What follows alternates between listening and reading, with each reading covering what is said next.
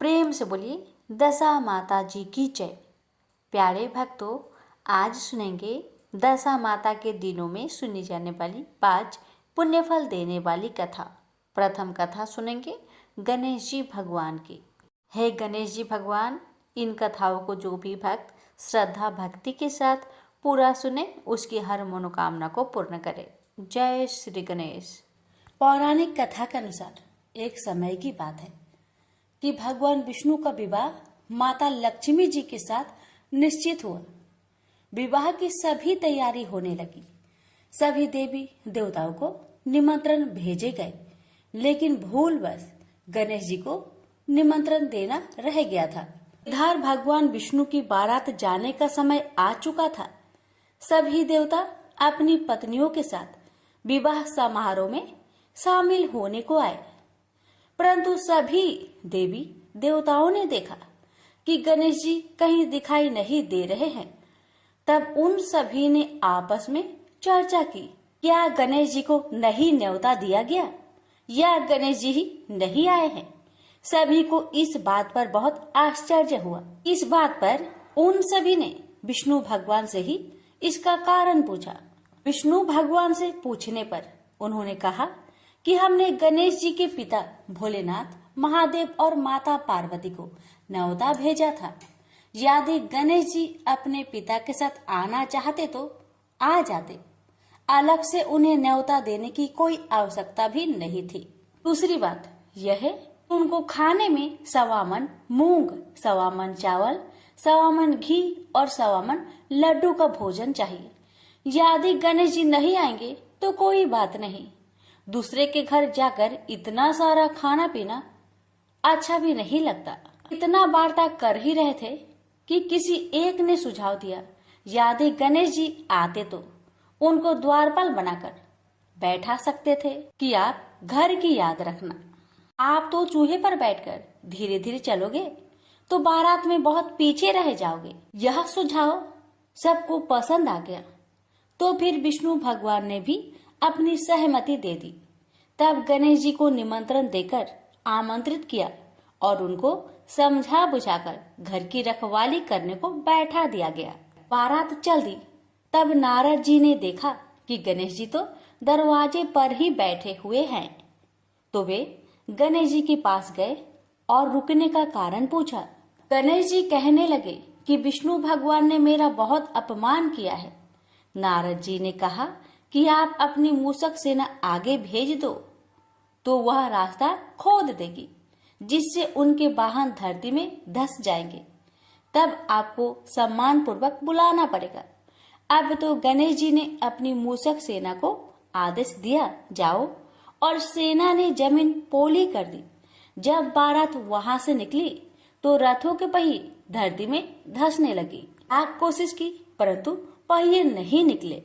सभी ने अपने अपने उपाय किए, परंतु पहिए तो नहीं निकले, बल्कि जगह जगह से टूटने लगे। किसी को समझ में नहीं आ रहा था कि अब क्या किया जाए। तब तो नारद जी ने आकर कहा, आप लोगों ने गणेश जी का अपमान किया, जिस कारण यह विघ्न आ रहे हैं। यदि उन्हें मनाकर लाया जाए तो आपका कार्य सिद्ध हो सकता है और यह संकट टल सकता है। शंकर भगवान ने अपने दूत नंदी को भेजा और वे गणेश जी को लेकर आए। गणेश जी का आदर सम्मान के साथ पूजन किया गया। फिर रथ के पहिए निकलने लगे और यह संकट टल गया। अब रथ के पहिए निकल तो गए, परंतु वे टूट फूट गए थे, तो उन्हें सुधारे कौन। पास के खेत में एक खाती काम कर रहा था।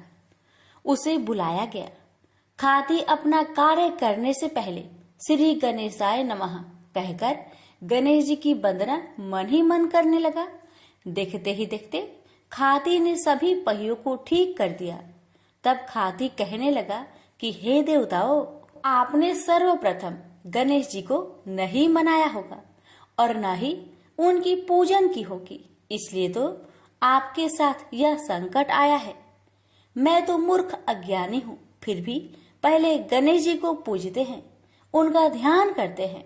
आप लोग तो देवगण हैं, फिर भी आप गणेश जी को कैसे भूल गए। अब आप लोग भगवान श्री गणेश जी की जय बोलकर जाए तो आपके सब काम बन जाएंगे और कोई संकट भी नहीं आएगा। ऐसा कहते हुए बारात वहां से चल दी और विष्णु भगवान का लक्ष्मी जी के साथ विवाह संपन्न करा के सभी सकुशल घर लौट आए। हे गणेश जी महाराज, आपने विष्णु को जैसा कारज सरियो ऐसा कारज सबको सिद्ध करिजो। बोलिए गजानन भगवान की जय। बरसों पहले की बात है। नल नाम का एक शासक था जो अपनी पत्नी दमयंती और अपने 2 बेटों के साथ एक समृद्धि राज्य का शासन करता था। राजा नल के शासन में प्रजा समृद्धि और संतोष का आनंद लेते थे। लेकिन एक दिन जब होली दशा के त्योहार के दौरान एक असामान्य घटना घटी। एक दोपहर जब रानी आराम कर रही थी, एक ब्राह्मण महिला उनसे मिलने की इच्छा व्यक्त करते हुए महल में पहुंची। अनुमति मिलने पर ब्राह्मण महिला को रानी के पास ले जाया गया। स्त्री ने रानी को संबोधित करते हुए कहा, हे रानी, कृपया इस दशा डोरी को स्वीकार करें। यह डोरी दशा माता की है। तभी वहां मौजूद एक दासी ने बताया कि आज दशा होली है और इस दिन विवाहित महिलाएं दशा माता के सम्मान में व्रत रखती है। इस व्रत के दौरान महिलाएं इस धागे की पूजा करती है और इसे विश्वास करते हुए अपने गले में बांधती है। उनके घरों में सद्भाव और खुशी लाती है। यह सुन रानी दमयंती ने पूजा अर्चना की और डोरा अपने गले में बांध लिया। कुछ दिनों बाद राजा नल ने अपने पत्नी के गले में डोरा देखा और आश्चर्यचकित होकर उसने उससे पूछा, मेरे प्रिय, जब तुम्हारे पास अनगिनत सोने चांदी और हीरे जड़ित सोने की हार है तो यह डोरी क्यों पहने हो? इससे पहले कि रानी दमयंती कुछ बता पाती, राजा ने डोरी उतारकर एक तरफ फेंक दी। रानी ने उसे जमीन से उठाया और कहा, महाराज, यह कोई साधारण डोरी नहीं है, यह तो दशा माता जी की डोरी है। आपको इसका अपमान नहीं करना चाहिए था। रानी के ऐसा कहने पर राजा बिना कुछ बोले वहां से चले गए। उस रात राजा ने सपने में दशा माता को एक बूढ़ी औरत के रूप में प्रकट होते हुए देखा, जो उनके अनादर के कारण अच्छे से बुरे भाग्य में बदलने की भविष्यवाणी करती है। जैसे जैसे समय बीतता गया, राजा का साहस कम होता गया और उनकी संपत्ति और शांति कम हो गई। आखिरकार राजा अपने और अपने राज्य की ऐसी हालत देखकर परेशान हो गया। स्थिति से व्यथित होकर राजा नल ने अपनी पत्नी को सलाह दी कि हमारे पुत्र को ले जाओ और मैं तुम सभी को तुम्हारे माता पिता के घर छोड़ दूंगा, और जब स्थिति सामान्य हो जाएगी तो तुम लोगों को वापस ले आऊंगा। रानी दमयंती ने यह कहते हुए मना कर दिया, नहीं महाराज, नहीं, मैं आपको नहीं छोड़ूंगी, चाहे जो भी परिस्थिति हो, मैं आपके साथ खड़ी रहूंगी। उसकी प्रतिव्रता को स्वीकार करते हुए राजा ने प्रस्ताव रखा, तो फिर हमें दूसरी राज्य में जाने का साहस करना चाहिए, जहां हम अपनी आजीविका के लिए काम कर सके। इस पर रानी दमयंती सहमत हो गई। एक नए राज्य की यात्रा करते समय उन्होंने अपने बेटे को भील नामक राजा की देखभाल के लिए सौंप दिया और फिर राजा रानी आगे बढ़ते रहे। एक मित्र के महल के पास पहुंचकर राजा नल ने अपनी पत्नी को मित्र से परिचय कराने का इरादा किया और फिर दोनों राजा के मित्र के पास गए। राजा के मित्र ने दोनों का स्वागत किया और रात में सोने के लिए आलीशान महल का कमरा दिया। रात्रि में रानी को कमरे से कुछ आवाज सुनाई दी और रानी ने देखा कि एक निर्जीव मोर की मूर्ति, जो उस कमरे में स्थित बेशकीमती हीरे जड़ित हार को खा रहा है। रानी ने तुरंत राजा को जगाकर निर्जीव मोर की मूर्ति द्वारा हीरे जड़ित हार की आश्चर्यजनित घटना के बारे में बताई। राजा ने फिर स्वयं इस घटना को देखकर चौंक गया। दोनों चिंतित होकर वे उसी रात महल से भाग गए। उन्हें डर था कि सुबह उनके मित्र द्वारा उन पर चोरी का आरोप न लगा दे।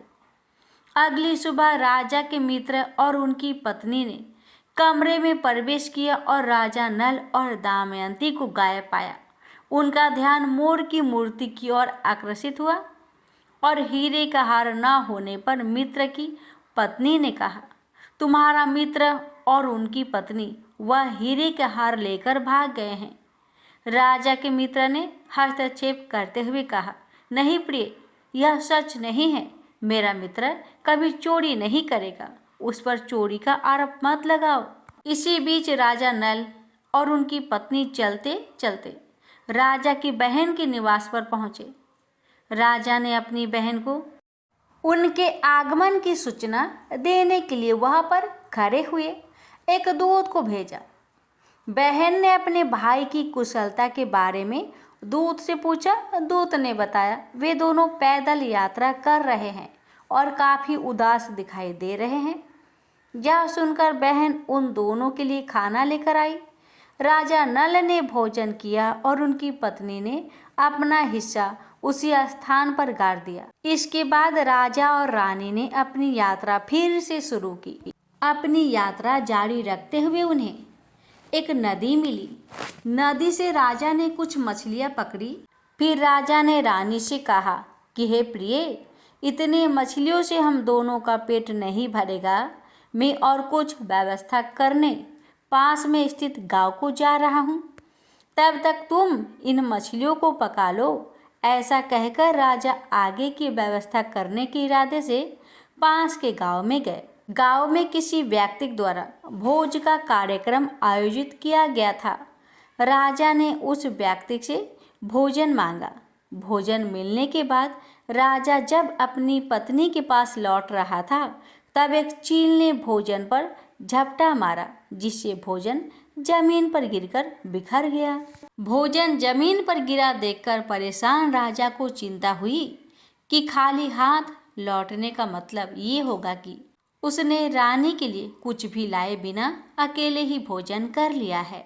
इसी बीच जैसे रानी दमयंती मछली पकाना शुरू करती है, वैसे ही वे मछलियाँ अप्रत्याशित रूप से पूर्ण जीवित होकर नदी में चली जाती है।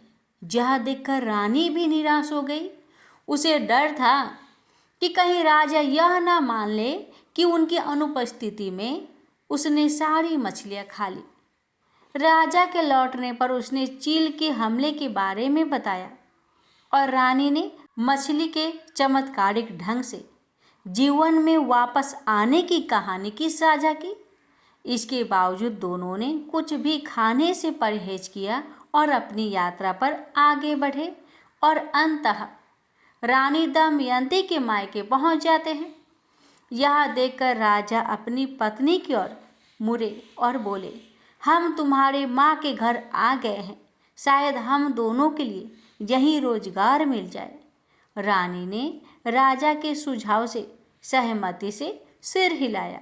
कुछ ही समय में वह एक महल में नौकरानी के रूप में काम करने लगी, जबकि राजा नल को पास की एक तेल की दुकान पर नौकरी मिल गई।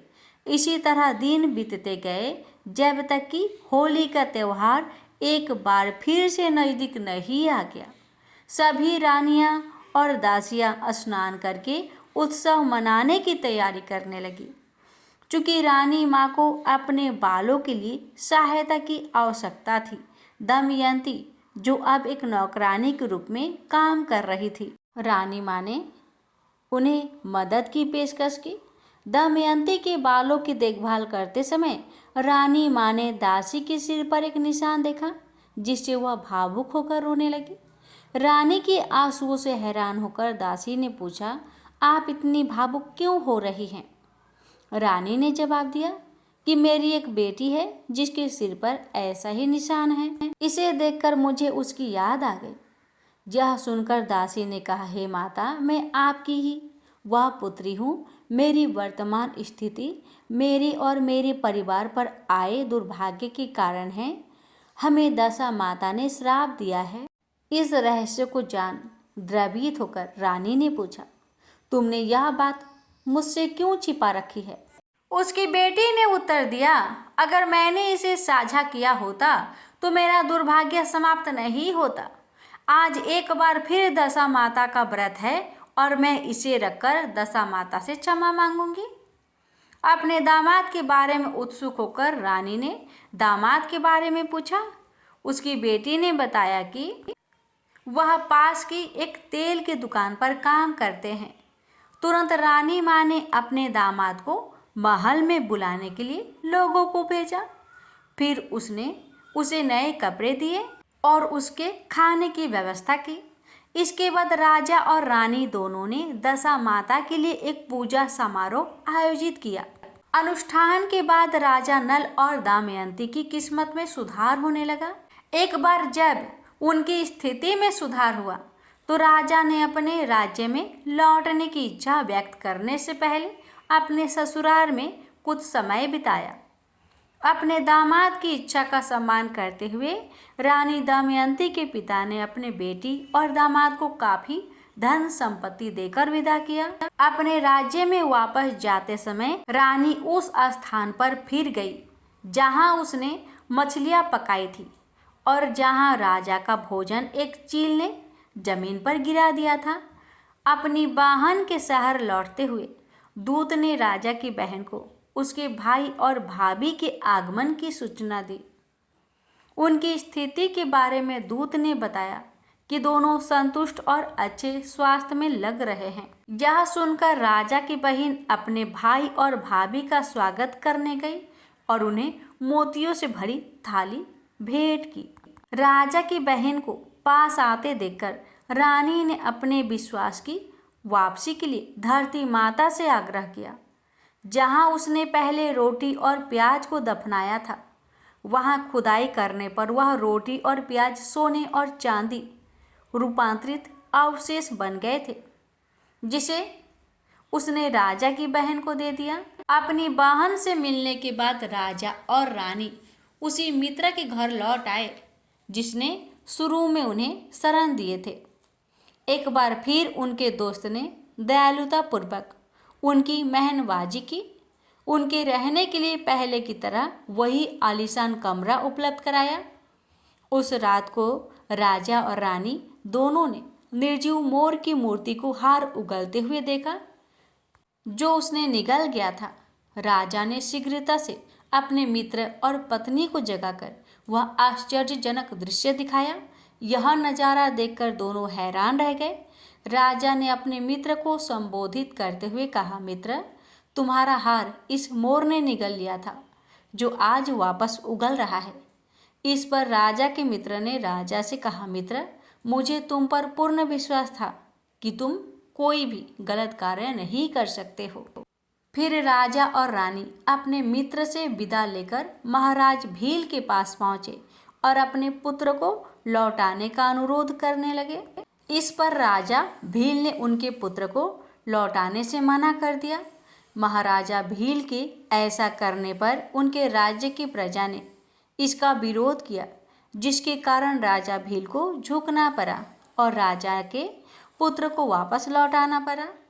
इसके बाद राजा नल और दमयंती ने अपने पुत्र के साथ अपने राज्य की ओर वापस यात्रा शुरू की।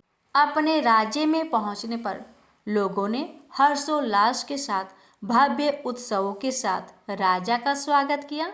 इसके बाद राजा ने पहले की तरह अपने परिवार और प्रजा के साथ अपना संतुष्ट जीवन फिर से शुरू किया। हे दशा माता जी, आपकी कथा कहने वाले और श्रद्धापूर्वक सुनने वाले सभी भक्तों की हर मनोकामना को पूर्ण करें। प्रेम से बोलिए दशा माता जी की जय। अब रसपान करेंगे दशा माता जी की आरती। आरती श्री दशा माता की, कष्ट सभी के ये निवारती, मंगल मूर्ति संकट हरनी, मंगलमयी माँ दशा की आरती। आरती श्री दशा माता की, कष्ट सभी के ये निवारती। माँ मीना बरा की तू महारानी, है मात भवानी जग कल्याणी। माँ दीन दशा तू ही सुधारनी, धूप दीप से हो रही आरती। आरती श्री दशा माता की, कष्ट सभी के ये निवारती। व्रत पूजन करे जो करे साधना, माँ करती उनकी पूरी मनोकामना। श्रद्धा से हमें सब करते प्रार्थना, भक्तों की बिगड़ी तू ही संवारती। आरती श्री दशा माता की, कष्ट सभी के ये निवारती। जगमग ज्योति मंदिर में ही झलक रही, सुबह बेला में आरती हो रही। दिल भर दुनिया में माँ सा कोई नहीं, नरेश अखिया माँ की छवि निहारती। आरती श्री दशा माता की, कष्ट सभी के ये निवारती। आरती श्री दशा माता की, कष्ट सभी के ये निवारती। मंगल मूर्ति संकट हरनी, मंगलमयी माँ दशा की आरती। आरती श्री दशा माता की, कष्ट सभी के ये निवारती। प्रेम से बोलिए दशा महारानी की जय। किसी गांव में एक वृद्ध महिला रहती थी। उसके एक बेटा था, वह बहुत गरीब थी। उसके घर में कई बार खाने को भी कुछ नहीं रहता था। उसकी झोपड़ी भी गांव से दूर अलग बनी हुई थी।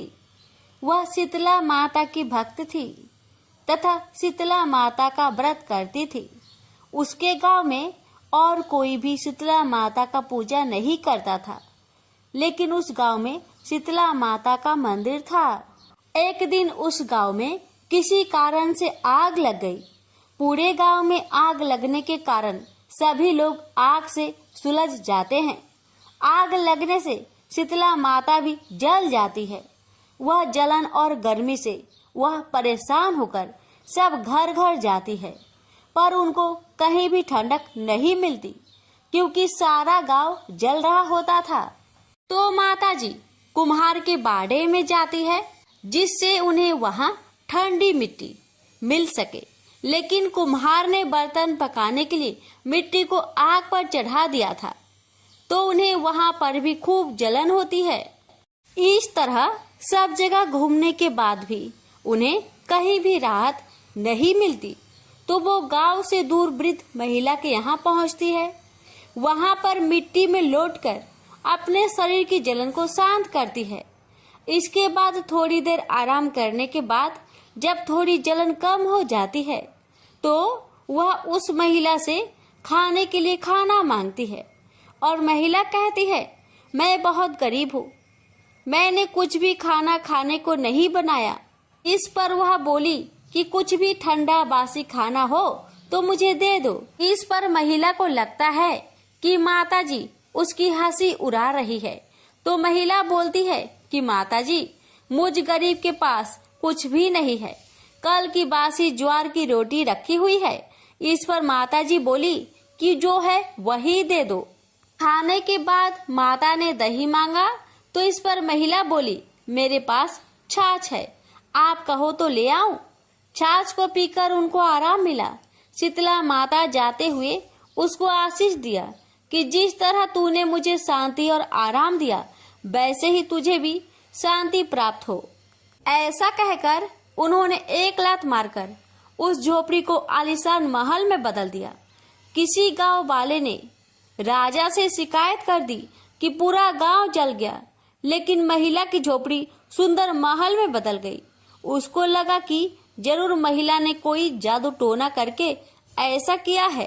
ऐसा सुनकर राजा ने महिला को अपने दरबार में बुलाया और पूछा कि जब सारा गांव जल गया तो तेरी झोपड़ी कैसे बच गई? और महल कैसे बन गई, बता तूने क्या किया। तो वो वृद्ध महिला हाथ जोड़कर बोलती कि महाराज, मैंने तो कुछ नहीं किया। कल जब सारे गांव में आग लग गई तो शीतला माता भी जल गई थी और मेरी झोपड़ी गांव के बाहर होने के कारण जल नहीं पाई। तो ठंडा स्थान ढूंढते ढूंढते शीतला माता मेरी झोपड़ी में आराम करने आई। फिर उन्होंने खाना मांगा, लेकिन मेरे घर तो कुछ भी नहीं था। मेरे पास तो बासी ज्वार की रोटी और मीठा पड़ा हुआ था। वो मैंने उन्हें परोस दिया, जिससे उनकी भूख शांत हो गई। तो उन्होंने मुझे आशीर्वाद दिया कि जैसा सुख और शांति तूने मुझे दिया, वैसे ही सुख शांति तुझे भी मिले। और अंत में जाते जाते उन्होंने मेरी झोपड़ी को महल में बदल दिया। इसलिए यह सब चीजें मुझे शीतला माता की कृपा से मिली हुई है। उसी दिन से राजा ने पूरे गांव में मुनादी करवा दी कि होली के बाद आने वाली सप्तमी को शीतला सप्तमी का व्रत बसोरा के नाम से जाना जाएगा और एक दिन पहले का बना हुआ ठंडा बासी खाना खाएंगे और उस दिन से सब शीतला माता की पूजा करते और बासी खाते हैं। इस कथा को पढ़ने से घर की दरिद्रता का नाश होने के साथ ही सभी मनोकामना पूरी होती है। भगवान सूर्य देव की व्रत कथा। यह बात उस समय की है जब देवलोक के शिल्पकार विश्वकर्मा भगवान की एक पुत्री थी। उसका नाम था संज्ञा। वह दिन भर तपती धूप में खेला करती थी। सूर्य की तेज किरणों से जैसे उस पर कोई असर ही नहीं होता था। संज्ञा जब बड़ी हुई तो एक दिन विश्वकर्मा और उसकी पत्नी ने संज्ञा को बड़े मुग्ध भाव से सूर्य को निहारते देखा। यह देख विश्वकर्मा बोले, देवी, ऐसा लगता है हमारी बेटी सूर्य पर मोहित हो गई है। देख रही हो कितने मुग्ध भाव से सूर्य की ओर ताके जा रही है। मुझे भी ऐसा ही लगता है हे स्वामी। विश्वकर्मा की पत्नी ने कहा। सूर्य के सौंदर्य के प्रति संज्ञा का आकर्षक उसकी आयु के साथ बढ़ता ही गया। एक दिन विश्वकर्मा उसे अपने साथ हाथी पर बैठाकर सैर करने को निकले। अपनी पुत्री को सूर्य की ओर निहारते देख उन्होंने पूछ लिया, बेटी, अब तुम छोटी नहीं रही। मैं सोचता हूं जल्दी ही तुम्हारा ब्याह कर दूं। बताओ बेटी, बताओ, किस देव को तुम चाहती हो, बताओ। मैं तुम्हारा विवाह उसी देव के साथ करूंगा जिसको तुम चाहती हो। बेटी कहने लगी, पिताजी, आकाश में सूर्य से बढ़कर कोई तेजस्वी नहीं है। संज्ञा की बात सुनकर विश्वकर्मा ने कहा, बेटी, ठीक है, हम तुम्हारा शादी सूर्य से ही करा देते हैं। अब विश्वकर्मा अपनी पुत्री को लेकर सूर्य के पास पहुंच गए। उन्होंने अपनी पुत्री की इच्छा सूर्य देव को बताई तो सूर्य देव ने उनका प्रस्ताव सहर्ष स्वीकार कर लिया और बोले, आपकी पुत्री मेरे साथ विवाह करना चाहती है।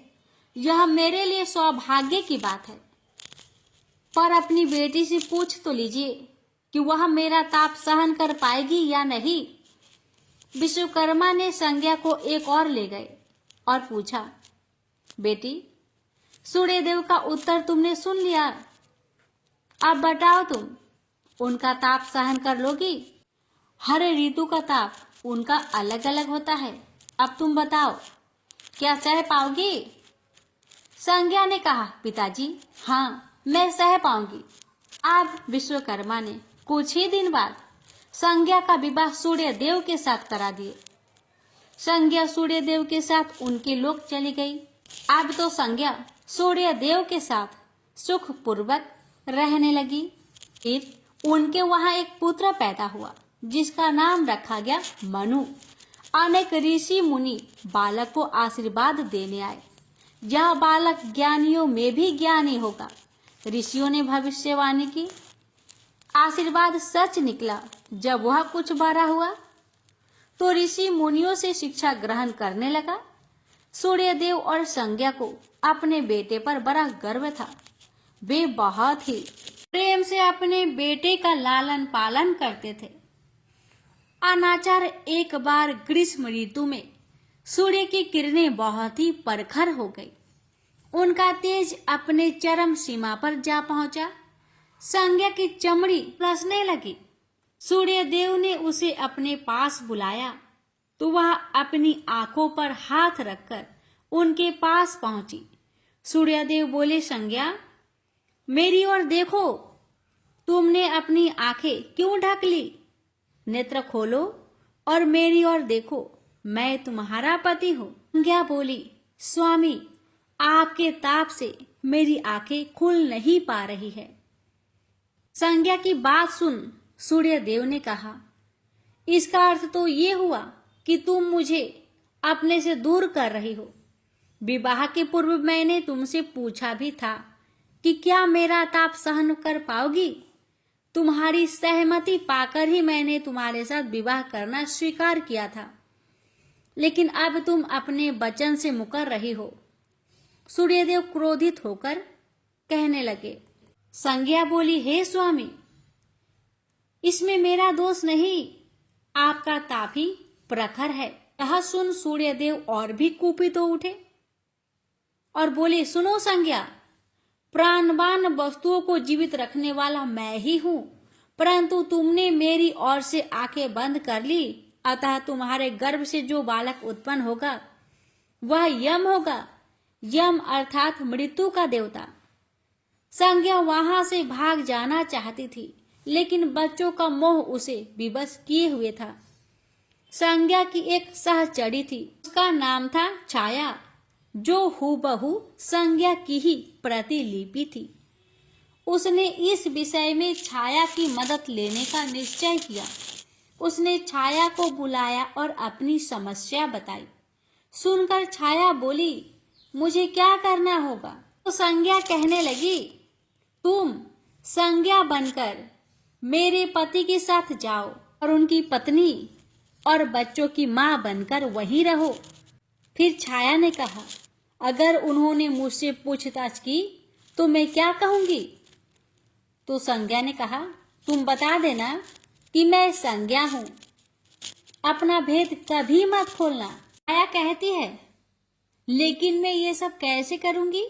और करूंगी तो मेरी एक शर्त भी है कि अगर कभी सूर्यदेव मुझ पर बिगड़े या फिर श्राप देने लगे तो मैं सारा भेद खोल दूंगी। संज्ञा ने कहा, ठीक है छाया, अब जाओ और मेरे बच्चों को संभालो। तुमने मुझे बहुत ही कठिन काम सौंपा है संज्ञा। छाया कहने लगी, फिर भी मैं भरसक प्रयत्न करूंगी। और वहां से छाया चली गई। उसके जाने के बाद संज्ञा सोचने लगी, मैं मायके जाती हूँ, माँ और पिताजी मुझे देखकर बहुत प्रसन्न होंगे। मैं कुछ समय वहां रहूंगी, परंतु पिताजी तो कहेंगे, स्त्री की शोभा पति के घर में रहने में ही है। ऐसे ही विचारों में उलझी बेचारी संज्ञा मायके को चल पड़ी। रास्ते में उसके मस्तिष्क में उलझने टकराने लगी। वह सोचने लगी, पिताजी जब मुझे लौट जाने को कहेंगे तब मैं क्या करूंगी? तब मैं जंगल में चली जाऊंगी। इसी सोच विचार के साथ संज्ञा अपने मायके पहुंच गई। पिता ने उसका बड़ा सत्कार किया। बोले, आओ बेटी आओ, सब कुशल मंगल तो है? तो संज्ञा बोली, नहीं पिताजी नहीं, आपने ठीक ही कहा था। ग्रीष्म ऋतु में मैं सूर्यदेव के ताप सहन नहीं कर सकी। अब तो संज्ञा कुछ दिन अपने पिता के घर में सुख से रही। एक दिन पिता ने उससे कहा, बेटी संज्ञा, तुम्हारे आने से मुझे बड़ा हर्ष हुआ है, मुझे बहुत अच्छा लगा, परंतु विवाह हो जाने के बाद स्त्री को मायके में अधिक दिन तक नहीं ठहरना चाहिए। अब तुम अपने पति के घर जाओ, फिर कभी हमसे मिलने आना। तुम मुझे बहुत प्यारी हो, किंतु पति का घर ही स्त्री का घर होता है। यही मैंने सोचा था, संज्ञा मन ही मन बोली और एक रात चुपचाप पिता का घर छोड़कर वह जंगल में चली गई। वह सोचने लगी, मैं सूर्य के सामने नहीं जा सकती, अतः घोड़ी बन जाती हूँ। उस रूप में मुझे यहाँ कोई पहचान नहीं पाएगा। घोड़ी का रूप धारण कर संज्ञा सूर्य के ताप की शक्ति को कम करने के लिए तपस्या करने लगी।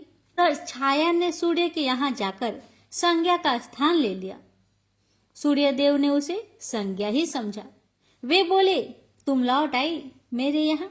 तो छाया कहने लगी, क्षमा कर दो स्वामी, मैंने अपनी दुर्बलता को जीत लिया है। छाया बड़े ही खेद स्वर में बोली। सूर्य देव कहने लगे, संज्ञा मैं तो कब का ही तुम्हें क्षमा कर चुका हूँ। अब घर की जिम्मेदारी संभालो, बच्चों का लालन पालन करो। छाया ने कक्ष में लेटे दोनों बच्चों पर निगाह डाली और घर की जिम्मेदारियां संभाल ली। छाया इस घर में सुखी थी। वह प्राय सोचा करती थी कि बेचारी संज्ञा को कितना अच्छा घर त्यागना पड़ा उसे। क्या वह कभी नहीं लौटेगी? समय पाकर छाया को एक पुत्र हुआ। पुत्र पैदा होने के बाद वह कुछ चिंतित रहने लगी। मुझे यह नहीं भूलना चाहिए कि मैं संज्ञा नहीं, छाया हूँ। छाया ने एक पुत्र और पुत्री को जन्म दिया। अब छाया का व्यवहार बदलने लगा। वह अपने बच्चों से तो ज्यादा प्यार करती, लेकिन संज्ञा के बच्चों को तारने और उनके साथ दुर्व्यवहार करने लगी। मनु ने तो बी माता के व्यवहार को नजरअंदाज कर दिया, लेकिन यम को उसका व्यवहार खटकता रहा। माता छाया का यमुना बहन के साथ ऐसा व्यवहार करना उचित नहीं। वह अपने बच्चों के साथ तो कितना अच्छा व्यवहार करती थी। हम भाई बहन से नफरत, एक दिन तो हद ही हो गई। छाया ने यमुना के बाल पकड़े और उसे डंडे से पीटते हुए बोली, कमबख्तो, मरते भी तो नहीं, मर जाओ तो मेरा पीछा छूटे। जब छाया देर तक यमुना को पीटती रही तो यम से ना रहा गया। उसने जाकर छाया का हाथ पकड़ लिया और गुस्से से बोला, बस माता बस, अब तुमने यमुना पर हाथ उठाया तो मुझसे बुरा कोई ना होगा। अच्छा, तेरी यह हिम्मत, मुझे धमकी देता है? ठहर जा, आज मैं तेरे पिताजी से इसकी शिकायत करूंगी। छाया बड़े ही क्रोध स्वर में बोली, लेकिन छाया ने इस डर से सूर्य देव से शिकायत न की, कहीं उसका भेद उजागर न हो जाए। लेकिन यम और यमुना ने तंग आकर अपने पिता से उसकी शिकायत अवश्य कर दी। पिताजी, यह स्त्री हमारी माँ नहीं है। यम ने कहा, हाँ पिताजी हाँ, पुत्र माता से विमुख हो सकता है, परंतु माता की ममता कभी कम नहीं होती। यमुना भी बोल उठी। सूर्य देव ने कहा, मैं देख लूंगा, तुम जाओ, डरो नहीं, बस सब ठीक हो जाएगा। ऐसा कहकर सूर्य देव ने बच्चों को धैर्य बंधाया, लेकिन बच्चों के जाते ही वह सोच में पड़ गए। बच्चे ठीक कहते हैं, यह अवश्य कोई मायाविनी है। सूर्यदेव गुस्से में भरकर छाया के पास पहुंचे और उसके केस पकड़कर झंझोरकर बोले, सच बताओ तुम कौन हो, अन्यथा मैं तुम्हें कठोर दंड दूंगा। ठहरिए स्वामी ठहरिए, छाया कांपती हुई बोली। स्वामी, मैं संज्ञा की छाया हूं। वह आपकी देखभाल का भार किसी को सौंपे बिना नहीं जाना चाहती थी, इसलिए उसने मुझे आपके पास भेज दिया है। सूर्यदेव ने कहा, संज्ञा कहाँ गई है? तो छाया ने बताया, अपने पिता के यहाँ। अब तो सूर्यदेव सीधे विश्वकर्मा के पास पहुंचे और उनसे पूछा कि संज्ञा कहाँ है? तो विश्वकर्मा जी ने कहा, वह तुम्हारे तेज से बचने के लिए यहाँ आई थी। विश्वकर्मा की बातें सुन सूर्यदेव ने कहा, तो आप मेरा तेज को घटा दीजिए, फिर उसे खोजने के लिए चलते हैं। विश्वकर्मा ने सूर्यदेव के तेज का 8वां भाग को छाट दिया, जिससे उनका तेज घट गया। फिर वे संज्ञा को खोजने निकले। उन्होंने राहगीरों से पूछताछ की, तुमने इधर कोई घोड़ी को देखा है क्या? हाँ, एक बिलछन घोड़ी को हमने नदी के पास विचरण करते हुए देखा है। राहगीरों ने बताया। उसमें बिलक्षण की क्या बात है, वह घोड़ी मानवी भाषा भी बोलती है। देव, अब तो यह अवश्य ही संज्ञा होगी, सूर्यदेव बोले। सूर्य घोड़ी के निकट पहुंचे और कहा, संज्ञा, मैं सूर्य हूं, तुम्हारा पति। अब यह घोड़ी का रूप त्याग दो। जब तक मेरी मनोकामना पूरी न होगी, मैं यह घोड़ी का रूप नहीं त्यागूंगी। घोड़ी बनी संज्ञा ने उत्तर दिया, तुम्हारी मनोकामना तो पूरी भी हो गई। सूर्यदेव ने कहा। फिर विश्वकर्मा बोलने लगे, बेटी, सूर्यदेव ठीक कहते हैं, मैंने इनके तेज का 8वां भाग को काट दिया है। पिता से अवशासन पाकर संज्ञा ने अपना घोड़ी वाला रूप त्याग दिया और अपने स्वाभाविक रूप में आ गई। वह हर्ष से अपने पिता से लिपट गई और फूट फूट कर रोने लगी। फिर उसने झुककर सूर्यदेव के पांव छुए और पूछा, स्वामी, हमारे बच्चे तो सकुशल है ना? सूर्यदेव ने कहा, हाँ, दोनों बच्चे ठीक है। मनु, यम और यमुना को अब फिर से मां मिल जाएगी। सूर्यदेव ने मुस्कुराकर कहा, मैं अब कभी भी अपना घर त्याग कर नहीं जाऊंगी। संज्ञा ने सूर्यदेव को वचन दिया और साथ में संज्ञा बोली, स्वामी, आप छाया को क्षमा कर देना और अपने साथ ही रखना। दोनों का मिलन देखकर विश्वकर्मा ने भी अपना आशीर्वाद प्रदान किया। जाओ और सदा सुख शांति से रहो। सूर्यदेव और संज्ञा सूर्यलोक पहुंचे और छाया और बच्चे के साथ आनंद पूर्वक रहने लगे। तो प्रेम से बोलिए, सूर्य नारायण की जय। लापसी तपसी की कथा। एक लापसी था, एक तपसी था। तपसी हमेशा भगवान की तपस्या में लीन रहता था।